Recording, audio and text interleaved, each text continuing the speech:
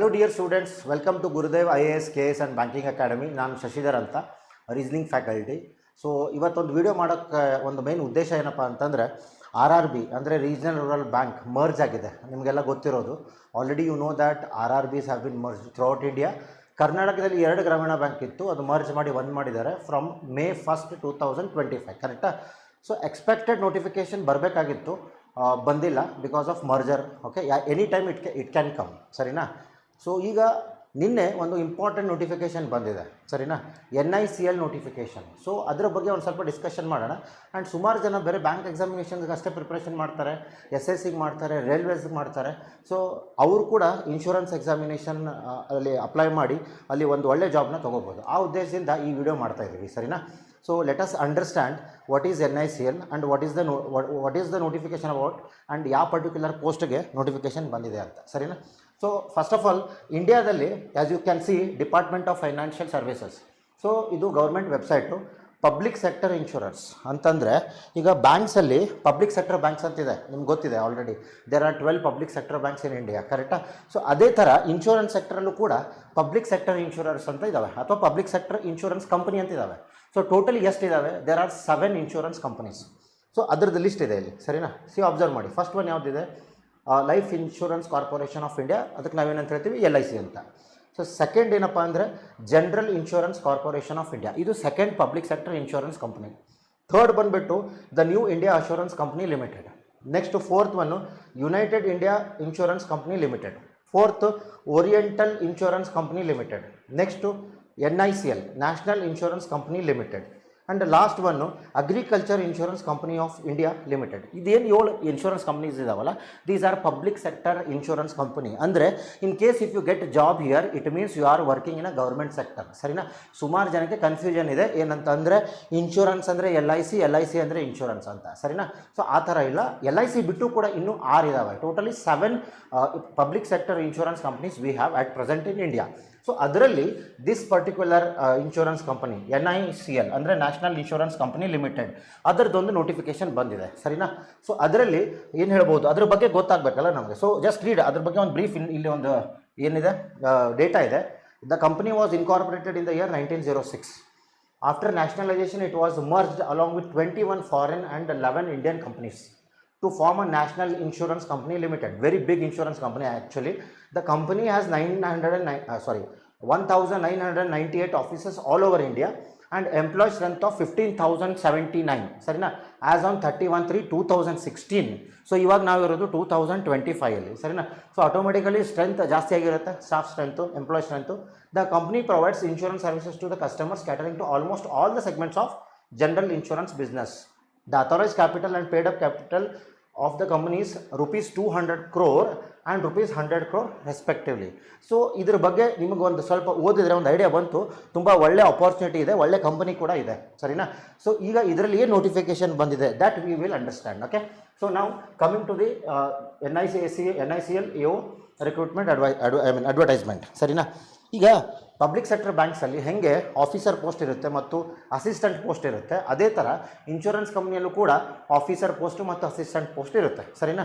So ಇಲ್ಲಿ national insurance company limited recruitment of 266 administrative officers ಅಂತ ಒಂದು ನೋಟಿಫಿಕೇಶನ್ ಬಂದಿದೆ. ಅದರಲ್ಲಿ 2 ಕ್ಯಾಟಗರಿ ಇದೆ. There are 2 categories here. One is generalist and another is specialist. Specialist ಅಂತಂದರೆ particular criteria ಇರುತ್ತೆ, ಅಂದರೆ MBBS ಮಾಡಿದವರು, ಲಾ ಕಲ್ತಿದವರು, ಆ ಥರ ಇಂಜಿನಿಯರ್ಸು, ಆ ಥರ ಪರ್ಟಿಕ್ಯುಲರ್ ಕ್ಯಾಟಗರಿದವ್ರು ಮಾತ್ರ ಅಪ್ಲೈ ಮಾಡ್ಬೋದು. ಜನರಲಿಸ್ಟ್ ಅಂತಂದರೆ the one who can work in the branch. ಎಲ್ಲ ಇನ್ಶೂರೆನ್ಸ್ ಕಂಪ್ನಿದು ಬ್ರಾಂಚಸ್ ಇರುತ್ತೆ. ಸೊ ಅಲ್ಲಿ ಹೋಗ್ಬಿಟ್ಟು ನಾವು ಇನ್ಶೂರೆನ್ಸ್ನ ಮಾಡಿಸ್ತೀವಿ, ಅದರದ್ದು ಪ್ರೀಮಿಯಂ ತುಂಬ್ತೀವಿ, ಕ್ಲೇಮ್ ಸೆಟಲ್ಮೆಂಟ್ ಮಾಡಿಸ್ಕೋತೀವಿ, ಕರೆಕ್ಟಾ? ಸೊ ಆ ಬ್ರಾಂಚ್ ಆಪರೇಷನಲ್ಲಿ ಯಾರು ಕೆಲಸ ಮಾಡ್ತಾರಲ್ಲ ಅವ್ರಿಗೆ ನಾವೇನಂತ ಹೇಳ್ತೀವಿ? ಜನರಲಿಸ್ಟ್ ಆಫೀಸರ್ಸ್ ಅಂತ ಹೇಳ್ತೀವಿ. ಸೊ ಇಲ್ಲಿ 2 ಕ್ಯಾಟಗರಿಯಲ್ಲಿ ನೋಟಿಫಿಕೇಶನ್ ಬಂದಿದೆ. ಆ್ಯಂಡ್ ಇಲ್ಲೇನು ಮೆನ್ಷನ್ ಮಾಡಿದ್ದಾರೆ? ಸ್ಕೇಲ್ 1 ಅಂತಂದ್ರೆ ಏನು? Assistant manager cadre. ಎಲ್ಲಿ ಬ್ಯಾಂಕಲ್ಲಿ PO ಸ್ಕೇಲ್ 1 ಅಂತ ಹೇಳ್ತೀವಲ್ಲ ನಾವು, ಅದೇ ಥರ ಇನ್ಶೂರೆನ್ಸ್ ಸೆಕ್ಟರಲ್ಲೂ ಕೂಡ scale 1. It is equivalent, it is equal to bank PO scale 1. ಅರ್ಥ ಆಗ್ತಾ ಇದೆಯಾ? ಸೊ ಇದರಲ್ಲಿ ಡೇಟ್ ಪ್ರಕಾರ as per the date, so ಇಲ್ಲಿ ಏನು ಹೇಳ್ತಾ ಇದ್ದಾರೆ ಅವರು? Online registration commences from 12th June 2025, ಸರಿನಾ? And last date for online registration is 3rd July 2025 ಸರಿನಾ. ಸೊ ಇವೆರಡು ಡೇಟು ನಮಗೆ ಭಾಳ ಇಂಪಾರ್ಟೆಂಟು. ನಮ್ಗೆ ಲಾಸ್ಟ್ ಡೇಟ್ ಅವಶ್ಯಕತೆ ಇಲ್ಲ, ಇಮಿಡಿಯೇಟಾಗಿ ಅಪ್ಲೈ ಮಾಡಿಬಿಡ್ತೀವಿ. Because an number of students are already preparing for bank examinations. Automatically ಈ ಎಕ್ಸಾಮ್ಸ್ ಕೂಡ ನೀವು ಆರಾಮಾಗಿ ಅಪ್ಲೈ ಮಾಡಬಹುದು ಸರಿನಾ. Next payment of application fees last date 3rd July 2025 ಇದೆ. ಅವತ್ತಿನ ದಿವಸ ತನಕ ಯು ಹ್ಯಾವ್ ಟು ರಿಜಿಸ್ಟ್ರೇಷನ್ ಮಾಡಬೇಕು and you have to apply. ಕರೆಕ್ಟಾ. ನೆಕ್ಸ್ಟ್ ಇಂಪಾರ್ಟೆಂಟ್ ಏನಪ್ಪ ಅಂತಂದರೆ date of online examination. So ಇಲ್ಲಿ ನಿಮಗೆ ಕಾಣಿಸ್ತಾ ಇದೆ already, you can see it here. Correct. So phase 1 ಅಂತ ಒಂದಿದೆ, ದೆನ್ ಫೇಸ್ 2 ಅಂತ ಒಂದಿದೆ ಸರಿನಾ. ಸೊ ದೇರ್ ಆರ್ 2 phases ಅಂತ ಹೇಳ್ತಿದ್ದಾರೆ. So phase 1 examination tentative date 20th July 2025 ಸರಿನಾ. ಅದರಲ್ಲಿ ಯಾರು ಕ್ವಾಲಿಫೈ ಆಗ್ತಾರೆ, then they will be writing the second phase, that is mains examination on the 31st August 2025. So this is tentative date. 99% ಆ ಡೇಟಿಗೆ ಆಗುತ್ತೆ. ಯಾವುದಾದ್ರೂ ಬೇರೆ ಎಕ್ಸಾಮಿನೇಷನ್ ಕ್ಲಾಶ್ ಆದರೆ there could be a chance of postponing, but not sure about it. ಕರೆಕ್ಟಾ. So detail advertisement will also be published in employment news ಅಂತ ಹೇಳ್ತಿದ್ದಾರೆ. So ನಮ್ಗೆ ಆಲ್ರೆಡಿ ನೋಟಿಫಿಕೇಶನ್ ಬಂದಿದೆ. So we will go through that ಸರಿನಾ. ಈಗ ಇದರಲ್ಲಿ first what we have to understand is specialist. ಈಗ ನಾನು ಡಿಸ್ಕಷನ್ ಮಾಡ್ತಾ ಇರೋದು ಅಬೌಟ್ ಸ್ಪೆಷಲಿಸ್ಟ್ ವೇಕೆನ್ಸೀಸ್ ಸರಿನಾ. ಸ್ಪೆಷಲಿಸ್ಟ್ ವೇಕೆನ್ಸಿ ಅಂತಂದರೆ ಯಾವ್ಯಾವ ಪರ್ಟಿಕ್ಯುಲರ್ ಕ್ಯಾಡ್ರಲ್ಲಿದೆ. ಫಸ್ಟ್ ಒನ್ನು MBBS ಮಾಡಿದವರು. So the one who has done MBBS ಅವ್ರಿಗೆ ಟೋಟಲ್ ನಂಬರ್ ಆಫ್ ಪೋಸ್ಟು 10 ಇದೆ. ಆ್ಯಂಡ್ ಅದರಲ್ಲಿ ಅನ್ರಿಸರ್ವ್ಡು OBC ಎಲ್ಲ ಸೇರಿ ಟೋಟಲ್ ಆಗಿ 10. ದೆನ್ ಲೀಗಲ್ LLB ಮಾಡಿದವ್ರಿಗೆ ಸರಿನಾ. So again 20 number of post ಇದ್ದಾವೆ. ದೆನ್ ಫೈನಾನ್ಸ್ ನೆಕ್ಸ್ಟು ಅದರಲ್ಲಿ 20 ವೇಕೆನ್ಸೀಸ್ ಇದ್ದಾವೆ. Then information technology 20 vacancies. Next automobile engineers again 20 vacancies ಸರಿನಾ. ಸೊ ಸ್ಪೆಷಲಿಸ್ಟ್ ಬ್ಯಾಕ್ಲಾಗ್ ಅಂದರೆ ಹೋದ ವರ್ಷ ಉಳಿದಿರುವಂಥದ್ದು ಅದೆಷ್ಟಿದೆಯಪ್ಪ ಅಂತಂದರೆ MBBS ಮಾಡಿದವ್ರಿಗೆ 4, ಫೈನಾನ್ಸ್ 1, ಆಟೋಮೊಬೈಲ್ ಇಂಜಿನಿಯರ್ಸ್ 1, ಟೋಟಲ್ ಆಗಿ ಎಲ್ಲ ಸೇರಿ 96 ವೇಕೆನ್ಸಿ ಇದೆ ಸರಿನಾ. If you have done any of these thing I will explain you in detail ಅದಕ್ಕೆ ಇಂಪಾರ್ಟೆಂಟ್ ಎಲಿಜಿಬಿಲಿಟಿ ಕ್ರೈಟೀರಿಯಾ ಏನಿದೆ ಅಂತ ಸರಿನಾ. Accordingly you can choose and apply ಸರಿನಾ. ಸೊ ಇದು ಹೇಳ್ತಾ ಇರೋದು ಸ್ಪೆಷಲಿಸ್ಟ್ ಆಫೀಸರ್ಸ್ ಸರಿನಾ. Now will go to very important section which is generalist. Generalist ಅಂತಂದರೆ any graduate can apply usually ಸರಿನಾ. ಆ ಥರ ಇರುತ್ತೆ. ಜನರಲಿಸ್ಟ್ ಕೆಟಗರಿಯಲ್ಲಿ total number of vacancy are 170 ಸರಿನಾ. So accordingly you can choose ಯಾವುದಕ್ಕೆ ಎಲಿಜಿಬಲ್ ಇದ್ದೀರಾ ಅದಕ್ಕೆ ನೀವು ಅಪ್ಲೈ ಮಾಡಬಹುದು ಸರಿನಾ. ನಾವು ಇನ್ ಡೀಟೇಲ್ ಹೋಗ್ಬೇಕಂತಂದರೆ ನೋಡಿ. ಸೊ ಇಲ್ಲಿ ಸ್ವಲ್ಪ ಕ್ರೈಟೀರಿಯಾಸ್ ಇದ್ದಾವೆ. ಸೊ ಅದ್ರ ಬಗ್ಗೆ ನಾವು ನೋಡೋಣ. ಫಸ್ಟು ಸಿಟಿಸನ್ ಆಫ್ ಇಂಡಿಯಾ ಅದು ಇದು ಇರುತ್ತೆ ಆ್ಯಸ್ ಯೂಶುವಲ್, ನಿಮಗೆಲ್ಲ ಗೊತ್ತಿದೆ because already you have applied. ಹಾಂ, ಇಲ್ಲಿ ಇಂಪಾರ್ಟೆಂಟ್ ಏನಪ್ಪ ಅಂತಂದರೆ ಸರ್ವಿಸ್ ಕಂಡೀಷನ್ಸ್ ಅಂತ ಒಂದು ಇರುತ್ತೆ. So that you have to understand. So service conditions ಅಂತಂದರೆ ಏನು? ಸಿಂಪಲ್. ಈಗ the service conditions will be applicable as per the prevalent rules of the company. The minimum stay at the initial place of the posting will be 5 years. In case if you qualify ಆದರೆ ಆಮೇಲೆ posting ಏನಾಗುತ್ತಲ್ಲ initially 5 years ತನಕ 5 ವರ್ಷದ ತನಕ ಅದೇ ಜಾಗದಲ್ಲಿ ನಿಮ್ಮನ್ನು posting ಕೊಡ್ತಾರೆ ಸರಿನಾ. ನೆಕ್ಸ್ಟ್ ಏನು ಹೇಳ್ತಾ ಇದ್ದಾರೆ, candidate selected as specialist officer may be required to continue in the same specialization for a minimum period of 10 years as per discretion of the company ಅಂತ ಹೇಳ್ತಾ ಇದ್ದಾರೆ. They will however continue to be eligible for promotions as per company norms. Suppose in case if you qualify normally 5 years ಅಂದರೂ ಆ particular ಲೊಕೇಶನಲ್ಲಿ ನೀವು posting ಇದ್ದೇ ಇರುತ್ತೆ ಸರಿನಾ. ಅದಾದ ಮೇಲೂ ಕೂಡ in case if you have join the insurance company as a specialist officer then it can be continued for another 5 years ಅಂದರೆ ಅಪ್ ಟು 10 years ಅದೇ ಲೊಕೇಶನಲ್ಲಿ ನೀವು ಇರಬಹುದು ಸರಿನಾ. This is about service condition. So next ಏನಪ್ಪ ಅಂತಂದರೆ we will discuss about probation. As you know, ಯಾವುದೇ ಒಂದು ಪರ್ಟಿಕ್ಯುಲರ್ ಸೆಂಟ್ರಲ್ ಗೌರ್ಮೆಂಟ್ ಜಾಬ್ ಇರಲಿ ಅದರಲ್ಲಿ ಏನಿರುತ್ತೆ, ಪ್ರೊಬೇಷನರಿ ಪೀರಿಯಡ್ ಅಂತ ಇರುತ್ತೆ ಕರೆಕ್ಟಾ. What you mean by probationary period? You can say it is a training period correct ಅಲ್ವಾ. ಸೊ ಇಲ್ಲಿ ಕೂಡ ಪ್ರೊಬೇಷನರಿ ಪೀರಿಯಡ್ ಇದೆ. So we will discuss about it. A candidate appointed in the officers cadre on a regular pay rolls of the company shall be on probation for a period of 1 year from the date of joining. ಅಂದರೆ ಏನರ್ಥ, if you get selected and ಯಾವತ್ತು join ಆಗ್ತೀರಾ ಆ ಡೇಟಿಂದ 1 ವರ್ಷದ ತನಕ you will be under probationary period. So usually ಬ್ಯಾಂಕ್ಸಲ್ಲಿ 2 years probationary period ಇರುತ್ತೆ ಫಾರ್ ಆಫೀಸರ್ಸ್ ಕರೆಕ್ಟಾ. ಸೊ ಇಲ್ಲಿ ಆಫೀಸರ್ ಇದ್ದರೂ ಕೂಡ the probationary period is only for 1 year. ಅದು ಒಂದು important point. Next again during the probation period officers would be required to pass the non life licentiate examination. ಅಂದರೆ ಇದೊಂದು particular examination conduct ಮಾಡ್ತಾರೆ. ಆ probationary period ಮುಗಿಯೋಕ್ಕಿಂತ ಮುಂಚೆ ಆ ಎಕ್ಸಾಮಿನೇಷನಲ್ಲಿ ನೀವು qualify ಆಗಬೇಕು. It is about insurance sector. ಅಲ್ಲಿ ಡೇ ಟು ಡೇ ಆ್ಯಕ್ಟಿವಿಟಿ ನೀವೇನು ಮಾಡ್ತಿರ್ತೀರಾ ಅದು ರಿಲೇಟೆಡ್ ಕ್ವಶನ್ಸ್ ಇರುತ್ತೆ. ಸೊ ಅದನ್ನು ನೀವು ಎಕ್ಸಾಮ್ ಬರೀಬೇಕು ಆ್ಯಂಡ್ ಕ್ವಾಲಿಫೈ ಆದರೆ then you will be confirmed as an employ of that NICL. ಅರ್ಥ ಆಗ್ತಾ ಇದೆಯಾ? ಇದು ಎಲ್ಲರೂ ಮಾಡ್ಬೋದು, ಇದರ ಬಗ್ಗೆ ಜಾಸ್ತಿ ತಲೆ ಕೆಡಿಸ್ಕೊಳ್ಳೋದು ಅವಶ್ಯಕತೆ ಇಲ್ಲ. First our priority is to qualify for this particular post. After joining automatically ಏನಾಗ್ಬಿಡುತ್ತೆ, ನೀವು ಕಲಿತೀರ, ಕೆಲಸ ಕಲಿತಾ ಹೋದಾಗ ಆ್ಯಂಡ್ ಅದ್ರ ಬಗ್ಗೆ ಇನ್ಫಾರ್ಮೇಷನ್ ನಾಲೆಜ್ ಬಂದ ತಕ್ಷಣ you can clear this examination without any doubts. ಸರಿನಾ? ಸೊ ಅದು ಒಂದು ಇಂಪಾರ್ಟೆಂಟ್ ಪಾಯಿಂಟು. ನೆಕ್ಸ್ಟ್ ಏನು ಹೇಳ್ತಾ ಇದ್ದಾರೆ, licentiate examination you have to write before the completion of probationary period. Only after passing the said examination the officer will be eligible for confirmation. So confirmation ಆಗಬೇಕಂತಂದರೆ you should pass this particular examination. Okay, failure to pass said examination within the extended probationary period will render the liable to termination. In case if you don't pass this particular examination, ನಿಮ್ಮನ್ನು terminate ಮಾಡ್ಬೋದು, ಅಂದರೆ ನಿಮ್ಮನ್ನು ತೆಗೆದು ಹಾಕ್ಬೋದು. So ಆ ಥರ ಎಲ್ಲ negative ವಿಚಾರ ಮಾಡೋಕ್ಕೆ ಹೋಗಬಾರ್ದು. 100% ಪಾಸ್ ಆಗ್ತೀವಿ ನಾವು. ಸರಿನಾ?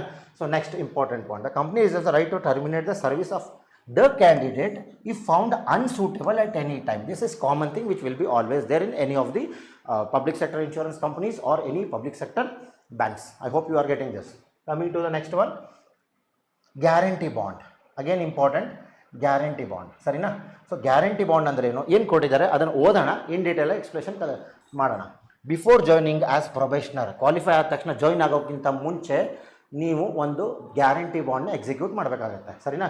The selected candidate will be required to give an undertaking to serve the company for a minimum period of 4 years. In case if you qualify, join ಆಗೋಕ್ಕಿಂತ ಮುಂಚೆ ನೀವು ಒಂದು ಅಂಡರ್ಟೇಕಿಂಗ್ ಕೊಡಬೇಕು. ಏನಂತ, ನಾನು ಈ ಇನ್ಶೂರೆನ್ಸ್ ಕಂಪನಿಯಲ್ಲಿ ಅಡ್ಮಿನಿಸ್ಟ್ರೇಟಿವ್ ಆಫೀಸರ್ ಅಂತ 4 years ಕಂಪಲ್ಸರಿ ನಾನು ಕೆಲಸ ಮಾಡೇ ಮಾಡ್ತೀನಿ ಅಂತ. ಸರಿನಾ? ಸೊ ಇದು ಎಲ್ಲರಿಗೂ ಕಾಮನ್ ಇರುತ್ತೆ. ಸರಿನಾ? ನೆಕ್ಸ್ಟ್, ಇನ್ಕ್ಲೂಡಿಂಗ್ ಪ್ರೊಬೇಷನರಿ ಪೀರಿಯಡ್ ಅಂತಂದರೆ ಆ ಪ್ರೊಬೇಷನರಿ ಪೀರಿಯಡ್ ಹಿಡ್ಕೊಂಡೇ 4 years. ಸರಿನಾ? So next, in the event of their resigning from the company before the expiry of bond period. Suppose ನೀವು ಜಾಯ್ನ್ ಆಗಿದ್ದೀರಾ, 2 years ಕೆಲಸ ಮಾಡಿದ್ದೀರಾ, ಸೊ ಅದಾದಮೇಲೆ ಬಿಡಬೇಕು ಅಂತ ಡಿಸೈಡ್ ಮಾಡಿದ್ದೀರಾ, ಅವಾಗ ಏನು ಮಾಡಬೇಕು, ಅವಾಗ ಕಂಪನಿ ಏನು ಮಾಡುತ್ತೆ, they will be liable to pay liquidated damages equivalent to 1 year gross salary. Suppose 4 ವರ್ಷಕ್ಕಿಂತ ಮುಂಚೆ ನೀವೇನಾದರೂ ರಿಸೈನ್ ಮಾಡೋಕ್ಕೆ ಹೋದರೆ 1 ವರ್ಷದ್ದು gross salary you have to pay. ಸರಿನಾ? So 1 years up to gross salary equivalent to 1 year gross salary. Next, pay to them during the year of probation. Simple, 4 years ನೀವೇನಾದರೂ work ಮಾಡಲಿಲ್ಲ ಅಂದರೆ ಫಸ್ಟ್ 1 year ಪ್ರೊಬೇಷನರಿ ಪೀರಿಯಡ್ ಇರುತ್ತೆ. ಆ 1 year probationary ಪೀರಿಯಡಲ್ಲಿ ನಿಮಗೇನು salary ಕೊಟ್ಟಿರ್ತಾರಲ್ಲ, that 1 year salary you have to repay if you resign from the insurance company before completion of 4 years. ಅರ್ಥ ಆಯಿತು ಅನ್ಕೋತೀನಿ. Next, what is next important is, besides he or she will have to submit a stamped bond duly executed by 2 sureties who are not your relatives. This is common in all the public sector banks and public sector insurance companies. The bond is very much needed because it is as per the notification. Next, very important, candidates resigning from the company during the probation period and candidates whose services are terminated by the company. ಒಂದು ನೀವೇ resign ಮಾಡಿದ್ದು, ಇನ್ನೊಂದು ಅವ್ರು ತೆಗೆದು ಹಾಕಿದ್ರೆ before the completion of probationary period 1 year and 4 years. ಸರಿನಾ? Candidates resigning from the company during the probation period ಅಂತಂದರೆ 1 year consider ಮಾಡಬೇಕಾಗುತ್ತೆ. ಸರಿನಾ? And candidates who service are terminated by the company during the probation period shall be liable to pay the gross salary received by them during their entire service in the company. ಸರಿನಾ? Plus 25,000 rupees additional, which ಅದು ಅವರು ನಿಮ್ಮನ್ನು cost of training ಅಂತ ಹೇಳ್ತಾ ಇದ್ದಾರೆ. So once you are joining the insurance company, ಅವ್ರು ನಿಮಗೆ training ಕೊಟ್ಟಿರ್ತಾರಲ್ಲ, ಆ ಟ್ರೈನಿಂಗ್ ಕಾಸ್ಟ್ ಕೂಡ ನಿಮ್ಮ ಕಡೆಯಿಂದ ವಾಪಸ್ ತಗೋತಾರೆ. ಸೊ ಫಸ್ಟ್ ಆಫ್ ಆಲ್ ಇದನ್ನೆಲ್ಲ ಯೋಚನೆ ಮಾಡೋದು ಅವಶ್ಯಕತೆ ಇಲ್ಲ. ನಾವು ಕ್ವಾಲಿಫೈ ಆದಮೇಲೆ ಬಿಡೋಕ್ಕೆ ಹೋಗಲ್ಲ, because it is a government sector public sector insurance company. ಕರೆಕ್ಟಾ? Yes. Next, emoluments and benefits ಅಂದರೆ ಸ್ಯಾಲ್ರಿ ಎಷ್ಟು ಬರುತ್ತೆ, that we have to understand. See here, the starting basic pay would be rupees 50,925 in the scale of rupees 50,925 to 85,925. Okay, simple ಆಗಿ ಹೇಳಬೇಕು ಅಂತಂದರೆ the total emoluments will be approximately rupees 90,000 per month in the metropolitan centers. Metropolitan ಸಿಟಿಯಲ್ಲಿ ನಿಮಗೇನಾದರೂ posting ಆದರೆ up to rupees 90,000 rupees will be paid as salary to you. ಕರೆಕ್ಟಾ? It's a very good salary and it is a bit more compared to the bank P U salary, a bit more. ಸರಿನಾ? Other benefits such as pension under new pension scheme governed by PFRDA, gratuity, LTS, medical benefits, group personal accident insurance etcetera will also be provided. ಅರ್ಥ ಆಯ್ತಾ? So no worries about salaries, very good opportunity. Next, in addition to the above, doctors, those who have done MBBS, appointed as specialist officers are eligible for non-practicing allowances. Usually MBBS ಮಾಡಿದವರು ಹೊರಗಡೆ ಸ್ವಂತ practice ಮಾಡ್ತಿರ್ತಾರೆ, but ಇಲ್ಲಿ insurance ಕಂಪ್ನಿಗೆ join ಆದ ತಕ್ಷಣ they will not be allowed to practice outside.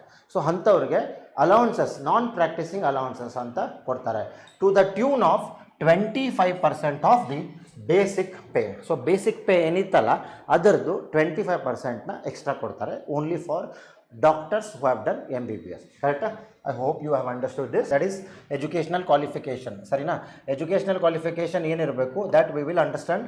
Okay, so ಇಲ್ಲಿ main important ಏನಪ್ಪ ಅಂತಂದರೆ first they have given educational qualification for specialist officers. ಕರೆಕ್ಟಾ?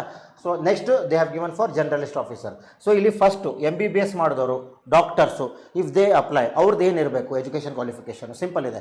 MBBS ಅಥವಾ MD ಅಥವಾ MS ಅಥವಾ PG ಮೆಡಿಕಲ್ ಡಿಗ್ರಿ ಮಾಡಿದರೆ ಸಾಕು. ಸರಿನಾ? ಸೊ ಪರ್ಸಂಟೇಜ್ ಏನು ಕೊಟ್ಟಿಲ್ಲ, ಸೊ ಅಷ್ಟಿದ್ರೆ they can apply for this particular post. ಸರಿನಾ? So if you belong to this category you can go through this. Then legal ಅಂತಂದರೆ graduate or post graduate in law, LLB ಅಥವಾ post graduation in law ಮಾಡಿದರೆ then you can apply for this particular post. ಸರಿನಾ? Then very important thing for all our students, finance ಅಂತಿದೆ. ಕರೆಕ್ಟಾ?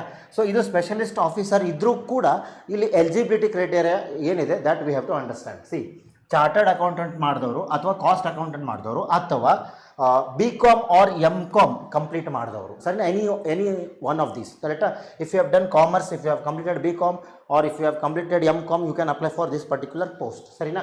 So but condition ಏನಪ್ಪ ಅಂದರೆ from a recognised university with at least 60% marks in either of this. ಕರೆಕ್ಟಾ? If you have done a BCom and ನೀವು apply ಮಾಡಬೇಕು ಅಂತ ಅಂದ್ಕೊಂಡ್ರೆ ನಿಮ್ಮ 60% ಇರಬೇಕು ನಿಮ್ಮ BComಲ್ಲಿ. ಸರಿನಾ? So this is very important. ಯಾರು ಜರ್ನಲಿಸ್ಟ್ ಆಫೀಸರ್ ಮಾಡಬಾರ್ದು ಅಂತ ಅಂದ್ಕೊಂಡಿದ್ದೀರಿ they can apply for specialist, ಅದರಲ್ಲಿ ಫೈನಾನ್ಸ್. ಅದರಲ್ಲಿ ವೇಕೆನ್ಸಿ ಕಡಿಮೆ ಇದೆ, ಐ ಥಿಂಕ್ ಓನ್ಲಿ 20 ವೇಕೆನ್ಸಿ ಇದೆ, but still you can apply for this. ಸರಿನಾ? Next information technology, BE or BTech, ME or MTech in computer science, information science or MCA ಮಾಡಿದವರು and their aggregate should be at least 60% ಅಂತಿದೆ. ಸರಿನಾ? Again ಇದರಲ್ಲಿ 60% eligibility ಕೊಟ್ಟಿದ್ದಾರೆ. Then automobile engineering. ಸರಿನಾ? Specialist ಅಷ್ಟೇ discussion ಮಾಡ್ತಾ ಇದ್ದೀನಿ. ಇದರಲ್ಲಿ BE, BTech, ME, MTech ಇನ್ ಈ ಆಟೋಮೊಬೈಲ್ ಇಂಜಿನಿಯರಿಂಗ್ ಕಂಪ್ಲೀಟ್ ಮಾಡಿರಬೇಕು. Otherwise BE, BTech, ME, MTech in any branch of engineering together with diploma at least 1 year duration in automobile engineering. So ಇಲ್ಲಿ automobile engineering ಮಾಡಿದವರು ಕೂಡ ಮಾಡ್ಬೋದು ಅಥವಾ ಎನಿ ಬ್ರಾಂಚ್ ಆಫ್ ಇಂಜಿನಿಯರಿಂಗ್ ಮಾಡಿದವರು ಮಾಡಬಹುದು, but at least 1 year duration in automobile engineering ಮಾಡಿರಬೇಕು. ಸರಿನಾ? So ಇಲ್ಲಿ ಪರ್ಸೆಂಟೇಜು ಅಗೇನ್ 60% ಕೊಟ್ಟಿದ್ದಾರೆ. ಓಕೆ, ನೆಕ್ಸ್ಟ್ ಜನರಲಿಸ್ಟ್ ಆಫೀಸರ್ ಅಂದರೆ anybody who can apply for this post. ಕರೆಕ್ಟಾ? ಇಷ್ಟು ತನಕ ಡಿಸ್ಕಷನ್ ಮಾಡಿದ್ದು specialist officer. Now we are discussing about generalist officer. ಇಲ್ಲಿ ಜಸ್ಟ್ ಗ್ರ್ಯಾಜುಯೇಷನ್ ಕೇಳಿದ್ದಾರೆ, any graduate or post graduate in any stream ಅಂತ ಕೇಳಿದ್ದಾರೆ. So ಯಾವುದಾದ್ರೂ ಸ್ಟ್ರೀಮ್ ಇರ್ಬೋದು, ಸೈನ್ಸ್ ಇರ್ಬೋದು, ಕಾಮರ್ಸ್ ಇರ್ಬೋದು, ಆರ್ಟ್ಸ್ ಇರ್ಬೋದು, ಇಂಜಿನಿಯರಿಂಗ್ ಇರ್ಬೋದು, ಯಾವುದಾದ್ರೂ ಸ್ಟ್ರೀಮ್ ಇರ್ಬೋದು, ಯು ಕ್ಯಾನ್ ಅಪ್ಲೈ. ಇಲ್ಲಿ again 60% in degree, that is very much important ಅಂತ ಹೇಳ್ತಾ ಇದ್ದಾರೆ. ಸರಿನಾ? ಸೊ ಜನರಲಿಸ್ಟ್ಗೆ ಐ ಥಿಂಕ್ ಅರೌಂಡ್ 200 ವೇಕೆನ್ಸಿ ಇದೆ. So you can apply for this post. Otherwise ಫೈನಾನ್ಸ್ಗೆ ಅಪ್ಲೈ ಮಾಡ್ಬೋದು. If you have done MBBS and all, accordingly you can choose and you can apply. I hope you are very much clear with educational qualification which is required for this particular post. ಸರಿನಾ? Yes. Okay, then ಇದರಲ್ಲಿ important ಏನಪ್ಪ ಅಂದರೆ percentage ಅದು ಕೊಟ್ಟಿದ್ದಾರೆ. ಈಗ suppose in case if you have got 59.9% aggregate, then it can be considered as will be treated as less than 60 ಅಂತಲೇ consider ಮಾಡ್ತಾರೆ. 60 above ಇದ್ದರೆ ಮಾತ್ರ 60 ಅಂತ ಕನ್ಸಿಡರ್ ಆಗುತ್ತೆ, ಯು ಆರ್ ಎಲಿಜಿಬಲ್. ಸರಿನಾ? ಎಸ್. ದೆನ್ ಏಜ್ ವೈಸ್ ಏನಿರಬೇಕಪ್ಪ ಅಂತಂತ ಒಂದು important point. See, minimum age is 21 years and maximum age is 30 years as on 1/5/2025. First May ಡೇಟ್ಗೆ you should be 21 years or you should be below 30 years. ಸರಿನಾ? So simple ಏನಪ್ಪ ಅಂತಂದರೆ candidate must have been born not earlier than, ಅಂದರೆ ಈ 2/5/1995 May 1995ಕ್ಕಿಂತ ಮುಂಚೆ ಹುಟ್ಟಿರಬಾರ್ದು, and not litre than 1/5/2004, ಅಂದರೆ 1/5/2004 ಆದಮೇಲೆ ಹುಟ್ಟಿರಬಾರ್ದು. ಸರಿನಾ? ಸೊ ಈ ಎರಡು ಈ ಬರ್ತ್ ಡೇಟ್ ಆಫ್ ಬರ್ತ್ ಕೊಟ್ಟಿದ್ದಾರಲ್ಲ ಅದರ ಒಳಗಡೆ ಇದ್ದರೆ you are eligible, as simple as that. ಸರಿನಾ? Yes. Now again they have given some reservations here. If you carefully observe, for scheduled caste, scheduled tribes, the relaxation is 5 years. For OBC, non-creamy layers matra 3 years ide. Persons with benchmark disability as defined under the Rights of Persons with Disabilitation Act 2016, 10 years ide. So ex servicemen galige 5 years ide, and depending upon their experience there. Sarina? Next, defense service personnel idre 3 years ide. Existing confirmed employ of public sector general insurance company ಇದ್ದರೆ ಅವರಿಗೆ 8 years relaxation ಇದೆ. ಯಾವುದೋ ಒಂದು insurance ಕಂಪ್ನಿಯಲ್ಲಿ already work ಮಾಡ್ತಾ ಇದ್ದೀರಿ and again you want to become AO ಇಲ್ಲಿ, so up to 8 years relaxation ಇಲ್ಲಿದೆ. ಸರಿನಾ? So this is about eligibility criteria. Okay, next. So ಇದು ಎಕ್ಸ್ ಸರ್ವಿಸ್ ಮ್ಯಾನ್ ಅಂದರೆ ಏನು ಅದರದ್ದೆಲ್ಲ ಕೊಟ್ಟಿದ್ದಾರೆ. ಸೊ ನಾವು what we will do is we will understand about the examination. ಸರಿನಾ? Okay, so we'll directly come to the examination section. ಎಷ್ಟಿದ್ದಾವೆ, ಯಾವ ಥರ examination ಇದೆ, ಏನಿದೆ, ಸೊ ಇದೆಲ್ಲ ನಿಮಗೆ ಎಲಿಜಿಬಿಲಿಟಿ ಕ್ರೈಟೇರಿಯಾ ಬಗ್ಗೆ ಇಷ್ಟು ಡೀಟೇಲ್ ಆಗಿ ಕೊಟ್ಟಿದ್ದಾರೆ. ಸರಿನಾ?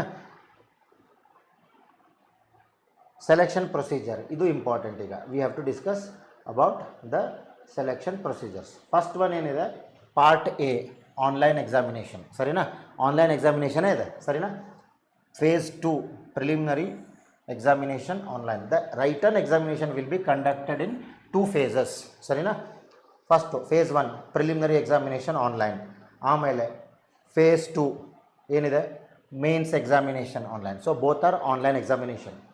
Next phase 1 preliminary examination applicable for all disciplines ಅಂತಂದರೆ ಏನರ್ಥ, ದೋ ಇವನ್ ನೀವು ಏನಾದರೂ ಸ್ಪೆಷಲಿಸ್ಟ್ ಆಫೀಸರ್ಗೆ ಅಪ್ಲೈ ಮಾಡ್ತಾಯಿದ್ರು ನಿಮ್ಗೆ ಇದೇ ಅಪ್ಲೈ ಆಗುತ್ತೆ, ಜರ್ನಲಿಸ್ಟ್ ಅಪ್ಲೈ ಮಾಡಿದ್ರು ಇದೇ ಅಪ್ಲೈ ಆಗುತ್ತೆ. ಸರಿನಾ? For every candidate this is same. So ಇದರಲ್ಲಿ ಏನಿದೆ, preliminary examination consisting of objective test, ಅಂದರೆ ಮಲ್ಟಿಪಲ್ ಚಾಯ್ಸ್ ಕ್ವಶನ್ಸ್ ಕೊಡ್ತಾರೆ and you have to answer for 100 marks will be conducted online, applicable for all the disciplines. Okay, the test would be of 60 minutes and duration consisting of 3 sections, as simple as IBPS PO ಅಥವಾ ಯಾವುದೋ ಒಂದು bank examination similar pattern ಇದೆ.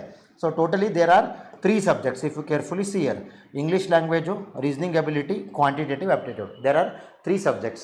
So English language ಅಲ್ಲಿ totally there are 30 questions and for 30 marks, and the time given here is 20 minutes. Correct? 30 questions you have to solve in 20 minutes. Mode of examination ಇಂಗ್ಲೀಷ್ನ ಇಂಗ್ಲೀಷಲ್ಲೇ ಬರೀಬೇಕಾಗುತ್ತೆ, ಬೇರೆ ಲ್ಯಾಂಗ್ವೇಜಲ್ಲಿ ಬರೆಯೋಕ್ಕಾಗಲ್ಲ. Reasoning ability, you will get 35 questions for 35 marks. It means for each question there is only 1 marks, and the time given here is 20 minutes, and you can write this reasoning and quantitative aptitude either in English or Hindi medium. Sarina? Next, quantitative aptitude, again 35 questions, 35 marks, and the time duration is 20 minutes. You can write examination in either English or Hindi. So totally number of questions are 100 and marks is 100, and the total time duration is 60 minutes.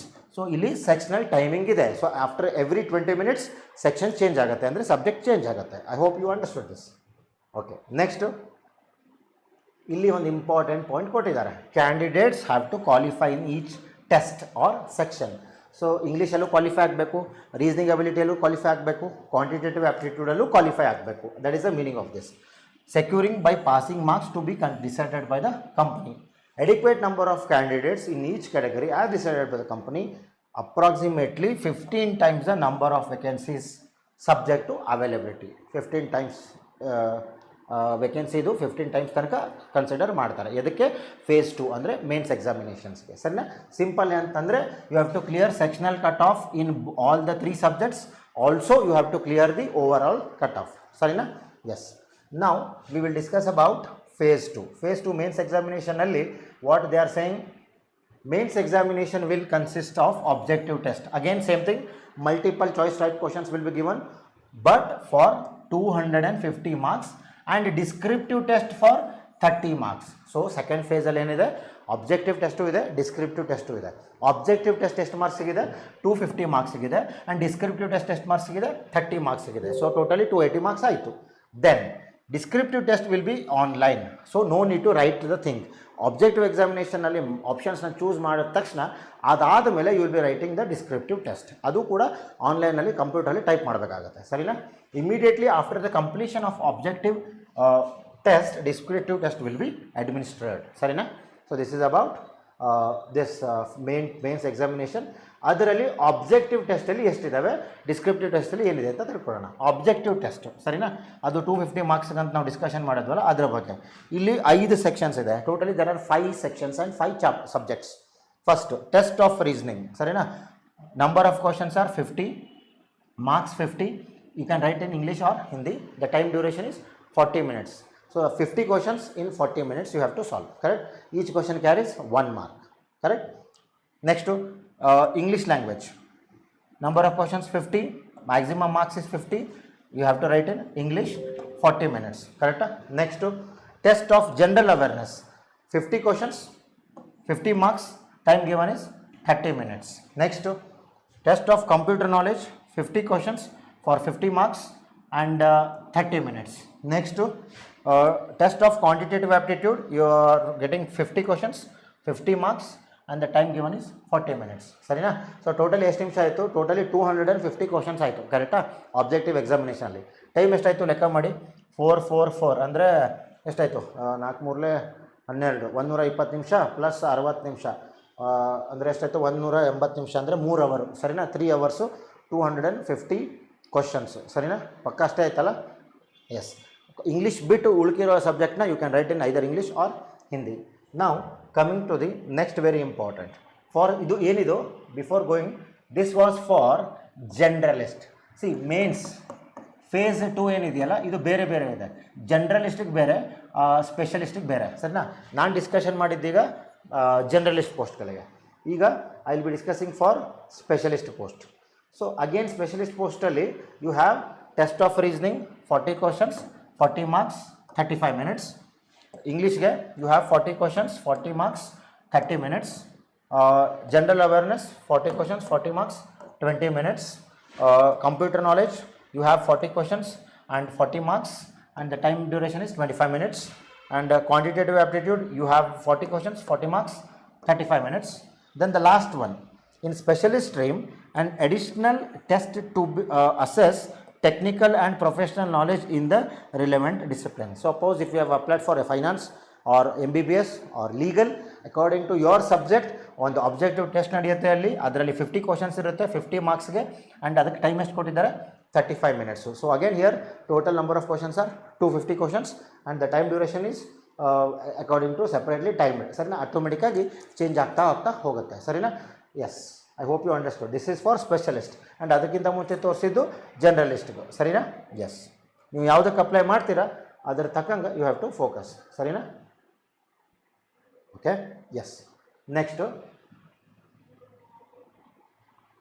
Descriptive test. The descriptive test duration is 30 minutes. ಇಲ್ಲಿ important ಇದೆ ನೋಡಿ. Online examination ಆದಮೇಲೆ, objective test mains ಆದಮೇಲೆ, the descriptive test of 30 minutes duration with 30 marks will be a test of English language. ಅದರಲ್ಲಿ ಏನು ಹೇಳಕತ್ತಾರೆ, what they have saying is English language, essay 10 marks, precis writing 10 marks, then comprehension 10 marks. So totally 30 marks. ಒಂದು essay ಕೊಡ್ತಾರೆ, ಒಂದು precis writing ಕೊಡ್ತಾರೆ, ಇನ್ನೊಂದು comprehension ಕೊಡ್ತಾರೆ. This you have to type. The descriptive test will be in English and will be conducted through online mode. This is about that.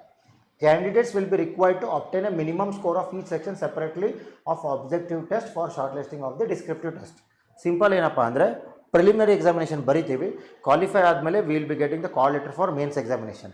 ಅದರಲ್ಲಿ objective test ಮೇನ್ಸಲ್ಲಿ ಬರಿತೀವಿ. ಅದರಲ್ಲಿ ನೀವು ಕ್ವಾಲಿಫೈ ಆದಮೇಲೆ, ಸೆಕ್ಷನಲ್ ಕ್ವಾಲಿಫೈ ಆದಮೇಲೆ automatically ಅವ್ರು ಏನು ಮಾಡ್ತಾರೆ, ಅವರನ್ನು ಮಾತ್ರ ಡಿಸ್ಕ್ರಿಪ್ಟಿವ್ ಟೆಸ್ಟನ್ನ ವ್ಯಾಲ್ಯುವೇಟ್ ಮಾಡ್ತಾರೆ. ಎಲ್ಲರೂ ಡಿಸ್ಕ್ರಿಪ್ಟಿವ್ ಟೆಸ್ಟ್ ಬರಿತೀವಿ ನಾವು, ಬಟ್ ಎಲ್ಲರದು ಇವ್ಯಾಲ್ಯೂಯೇಷನ್ ಆಗಂಗಿಲ್ಲ. ಯಾರು ಕ್ವಾಲಿಫೈ ಆಗಿದ್ದಾರೆ ಆಬ್ಜೆಕ್ಟಿವ್ ಟೆಸ್ಟಲ್ಲಿ ಅವ್ರದ್ದು ಮಾತ್ರ ಡಿಸ್ಕ್ರಿಪ್ಟಿವ್ ಟೆಸ್ಟ್ ಇವ್ಯಾಲ್ಯೂಯೇಷನ್ ಆಗುತ್ತೆ. That is what they are saying. ಸರಿನಾ?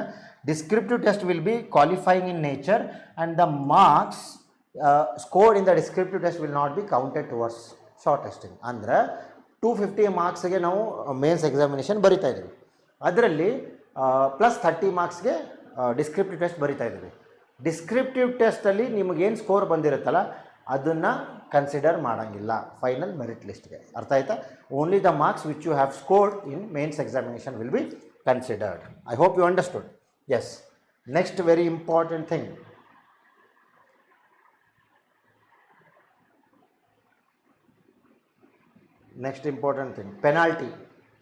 ಪೆನಾಲ್ಟಿ ಇದೆಯಾ? ರಾಂಗ್ ಆನ್ಸರ್ ಮಾರ್ಕ್ ಮಾಡಿದರೆ yes there is a penalty. ಎಷ್ಟಿದೆ ಪೆನಾಲ್ಟಿ? 1/4 ಅಂತ ಇದೆ, ಎಲ್ಲೋ ಇದೆ, ನಾನು ಓದಿದ ನೆನಪಿದೆ. ಏನಪ್ಪ ಅಂದರೆ the objective test somewhere they have written. Yes, each question 1/4 of the marks assign to that question will be deducted as penalty. ಅಂದರೆ 1 ಮಾರ್ಕ್ಸ್ ಕ್ವಶನ್ ಇದ್ದರೆ 0.25 ಡಿಡಕ್ಟ್ ಆಗುತ್ತೆ. ಜಾಸ್ತಿ ಇದ್ದರೆ ಅಕಾರ್ಡಿಂಗ್ ಟು ದ್ಯಾಟ್ 1/4 ಕ್ಯಾಲ್ಕುಲೇಟ್ ಮಾಡಿ ಡಿಡಕ್ಟ್ ಮಾಡ್ತಾರೆ. ಸರಿನಾ? Yes. Okay, so these are the things which you have to go through. ಈಗ descriptive test will be conducted only through online mode. Questions will be displayed on the screen of the computer. Answers are to be typed using the keyboard. Before start of typing answer descriptive test, please check all the key functions of the keyboard. So ಅದು descriptive essay ಮತ್ತು ಏನು ಕೊಡ್ತಾರಲ್ಲ ಅದನ್ನು ನೀವು type ಮಾಡಬೇಕು ಅಂತ ಹೇಳ್ತಾ ಇದ್ದಾರೆ. ಸರಿನಾ? ಎಸ್. ಅದಕ್ಕೆ ಏನೇನು ಬೇಕು? Call letter, photo identity proof, ಅದನ್ನೆಲ್ಲ ತೊಗೊಂಡು ಹೋಗಬೇಕು. Photo copy of the above, identity verification ಹೆಂಗೆ ಮಾಡ್ತಾರೆ ಅದನ್ನೆಲ್ಲ ಇಲ್ಲಿ ಕೊಟ್ಟಿದ್ದಾರೆ. ಸರಿನಾ? ಸೊ ನೀವು ಕರೆಕ್ಟಾಗಿ ಹೋಗಬೇಕು. ಬಯೋಮೆಟ್ರಿಕ್ ಇದು ಆಗುತ್ತೆ. ಆಮೇಲೆ part B, last part B ಅಲ್ಲಿ ಏನಿದೆ? ಇಂಟರ್ವ್ಯೂ ಇದೆ. ಸರಿನಾ? ಫಸ್ಟ್ ಪ್ರಿಲಿಮ್ಸ್ ಬರಿತೀವಿ 100 ಮಾರ್ಕ್ಸ್ಗೆ. ಕ್ವಾಲಿಫೈ ಆದಮೇಲೆ ಮೇನ್ಸ್ ಎಕ್ಸಾಮಿನೇಷನ್ ಬರಿತೀವಿ. ಮೇನ್ಸ್ ಎಕ್ಸಾಮಿನೇಷನಲ್ಲಿ 2 ಫೇಸ್ ಇದೆ, ಒಂದು ಆಬ್ಜೆಕ್ಟಿವ್, ಇನ್ನೊಂದು ಡಿಸ್ಕ್ರಿಪ್ಟಿವ್. ಇದರಲ್ಲಿ ಕ್ವಾಲಿಫೈ ಆದಮೇಲೆ ನೆಕ್ಸ್ಟ್ ಏನಿದೆ? ಇಂಟರ್ವ್ಯೂ ಇದೆ. ಸರಿನಾ?